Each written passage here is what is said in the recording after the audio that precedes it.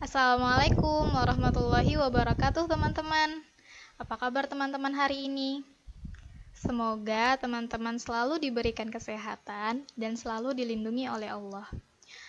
Alhamdulillah, hari ini kita dapat berjumpa kembali dalam Sentra Bahasa. Tentunya dengan tema yang masih sama ya, yaitu tentang mikroorganisme, dengan subtema kerugian yang ditimbulkan oleh mikroorganisme. Nah, teman-teman, ternyata selain memberikan manfaat, mikroorganisme dapat menimbulkan kerugian. Nah, contohnya dalam bidang pangan. Nah, mikroorganisme dapat mengakibatkan timbulnya banyak kuman yang mengurangi kualitas makanan. Lalu, mikroorganisme dapat membusukkan makanan sehingga tidak layak untuk dimakan. Selain itu, dapat menimbulkan bau yang tidak sedap pada makanan dan membuat makanan menjadi beracun. Nah, jadi ternyata mikroorganisme itu dapat merusak makanan. Nah, seperti gambar yang ada pada layar. Nah, ini teman-teman yang busuk tunjuk. Ini roti yang masih dalam keadaan layak untuk dimakan. Tapi roti yang di sebelahnya, ini kondisi roti yang sudah tidak layak untuk dimakan karena dia sudah ditumbuhi oleh jamur atau ditumbuhi oleh mikroorganisme yang tidak baik. Nah, ini akan menyebabkan penyakit ketika kita sudah memakannya. Nah, jadi ini tidak layak makan. Lalu gambar yang di bawahnya ini ada gambar pisang. Nah, ini proses pembusukan pisang. Jadi ini yang pertama masih bagus pisangnya, lalu yang kedua udah mulai kecoklatan, yang ketiga udah coklat sekali, lalu yang terakhir dia sudah hitam. Nah, ini menunjukkan adanya proses pembusukan pada makanan. Yang selanjutnya ternyata juga dapat menimbulkan kerugian dalam bidang kesehatan. Nah, yang pertama dapat menimbulkan penyakit TBC atau tuberkulosis. Nah, ini merupakan jenis penyakit menular. Ya, teman-teman. Lalu tipes, diare, kolera, kusta, meningitis dan lain-lain. Nah, kalau yang ini 1 sampai 4 ini biasanya menyerang anggota tubuh kita bagian dalam, perut ya.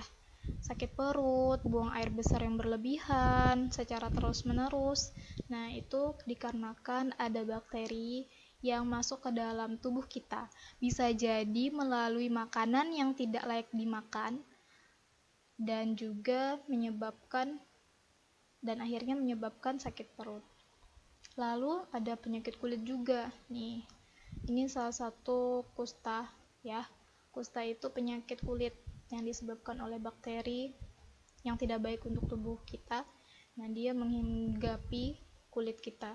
Nah, jadi kenapa kita wajib mandi? Nah, itu untuk menghentikan atau mencegah kuman atau bakteri yang mungkin ada pada kulit kita. Jadi, teman-teman pastikan mandi sehari minimal 2 kali ya. Yang teman-teman kan udah tahu ya, jadi kelas 5. Jadi kalau misalnya kita mandi sehari itu ya 2 kali lah, pagi dan sore, supaya untuk mencegah dari penyakit kulit yang mungkin saja bisa menyerang kita. Nah, jadi itu ya teman-teman, makanan harus dijaga, kebersihan diri juga harus dijaga. Nah, kita kan nggak bisa lihat ya mikroorganisme, jadi itulah kenapa kita harus membersihkan diri. Lalu, nah itu tadi materi tentang tema ya. Kita masuk ke materi bahasa.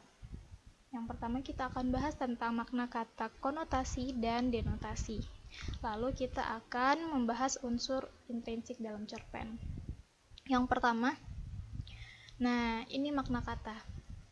Dalam bahasa kita mengenal 2 bentuk makna kata. Yang pertama ada makna denotasi, makna yang sebenarnya, dan makna konotasi, makna yang bukan sebenarnya. Nah, jadi ini contohnya makna yang denotasi. Tanamannya mulai tumbuh tunas yang baru. Kata tunas dalam kalimat tersebut bermakna yang sebenarnya, yang berarti kuncup atau cabang yang baru tumbuh. Nah, jadi ini makna yang sebenarnya ya. Lalu makna konotasi, makna yang bukan sebenarnya. Pemuda sebagai tunas bangsa harus giat belajar. Nah, tunas ini artinya adalah generasi penerus. Jadi ini bukan makna yang sebenarnya ya teman-teman. Nah, makna yang tunas ini bukan makna yang sebenarnya. Jadi, makna yang sebenarnya itu generasi penerus. Pemuda sebagai generasi penerus bangsa harus giat belajar. Nah, seperti itu ya teman-teman. Jadi, makna yang sebenarnya dan makna yang bukan sebenarnya. Lalu, nah ini contoh-contoh konotasi dan maknanya. Jadi, konotasi itu kan makna yang bukan sebenarnya. Jadi, kalau teman-teman menemukan kalimat yang ada kata-kata ini, nah bisa jadi kalimat tersebut merupakan konotasi. Katanya konotasi. Nah, seperti yang pertama ini ada kambing hitam. Kambing hitam ini artinya orang yang dianggap bersalah. Lalu makan hati, kesal atau kecewa. Tangan kanan orang kepercayaan, cuci tangan tidak ingin bertanggung jawab, meja hijau pengadilan, asam garam, lika-liku kehidupan, jalan keluar solusi, angkat kaki pergi, dalang orang yang merencanakan suatu perbuatan. Mau itu perbuatan baik atau perbuatan buruk, nah itu dia dalang ya. Lalu angin lalu, sesuatu yang tidak perlu didengar, tikus kantor atau tikus koruptor, orang yang melakukan korupsi. Nah, korupsi itu mengambil hak yang bukan miliknya ya teman-teman. Nah, jadi ini merupakan contoh-contoh kata konotasi dan juga maknanya. Masih banyak kata konotasi yang lain. Nah, tapi Bu Sukmas sampaikan 11 dulu ya. Nah, ini ada 11 konotasi. Teman-teman juga boleh cari kata-kata konotasi yang lain karena banyak. Gak hanya 11 ya. Lalu nah, kita masuk ke 7 intrinsik cerpen. Teman-teman, pekan lalu kita udah bahas cerpen ya. Nah, kali ini Bu Sukma mau menegaskan kembali 7 unsur intrinsik dalam cerpen.